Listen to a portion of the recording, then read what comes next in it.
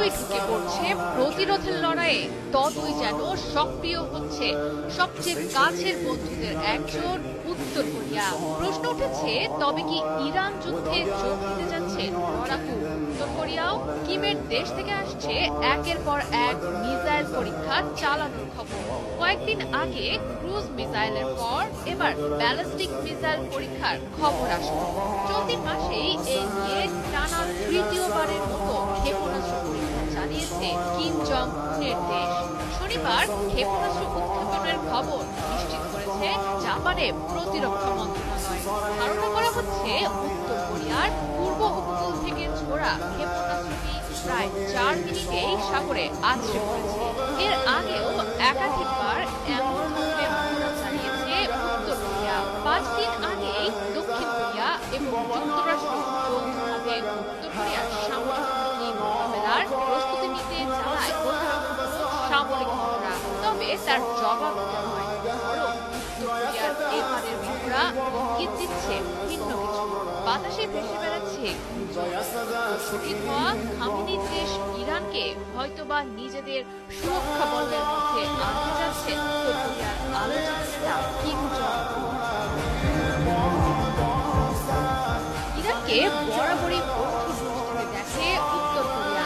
গেল সপ্তাহে আমেরিকা ও ইসরায়েলের তরফ থেকে ইরানের চালানো যুদ্ধাভিযানকে মিথ্যা শান্তির অজুহাতে চালানো অবৈধ আগ্রাসন বলে অভিহিত করে উত্তর কোরিয়ার পররাষ্ট্র মন্ত্রণালয়।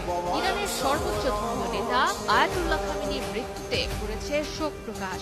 সম্মান ও সমর্থন জানাতে বলেনি দেশটির নবনির্বাচিত নেতা মোস্তফা খামেনিকে। বিশ্লেষকদের মতে, আমেরিকাকে চাপে রাখতে হুঁশিয়ারির মাধ্যমে উত্তর কোরিয়ার পারমাণবিক ও ব্যালিস্টিক অস্ত্র ভান্ডারের ধ্বংসাত্মক প্রদর্শনী চালাচ্ছেন কিম জং উন। তেহরানের উপর চালানো পুঁজিবাদী যৌথ আগ্রাসনকে অবৈধ ও সার্বভৌমত্ব লঙ্ঘন বলে নিন্দা প্রকাশ করেছে পিয়ংইয়ং। দীর্ঘদিনের কূটনৈতিক ও সামরিক অংশীদার ইরানের ওপর আঘাতকে বেশ গুরুত্বের সঙ্গেই দেখছে উত্তর কোরিয়া। দূরবর্তী ইরানে সরাসরি যুদ্ধে জড়িয়ে না পড়লেও প্রযুক্তিগত বা সামরিক উপকরণ সরবরাহের মাধ্যমে যুদ্ধে পরোক্ষভাবে দেখা দিতে পারে উত্তর কোরিয়ার। ইরানের পক্ষ থেকে চালানো হতে পারে সাইবার হামলা। ক্ষেপণাস্ত্র তৈরিতে দক্ষ উত্তর কোরিয়াকে দেখা যেতে পারে ইরানের বাহিনীর প্রশিক্ষকের ভূমিকায়। এর আগেও ইরান ইরাক যুদ্ধের সময় ইরানকে সমর্থন দিয়েছিল উত্তর কোরিয়া। সে সময় প্রতিরক্ষা সামরিক খাতে পিছিয়ে থাকা ইরানকে ক্ষেপণাস্ত্র প্রযুক্তি, পরামর্শ ও সামরিক উপকরণ সরবরাহ করেছিল উত্তর কোরিয়া। সুদূর উত্তর কোরিয়া ইরানের কাছে যেন এক অনুপ্রেরণার নাম। ইরানের শাহাব 1 ও 2 মূলত তৈরি উত্তর কোরিয়ার স্কাড প্রযুক্তি ও সহায়তার উপর। পিয়ংইয়ং গড়ে দিয়েছে ইরানের প্রাথমিক ক্ষেপণাস্ত্র কর্মসূচির মূল ভিত্তি।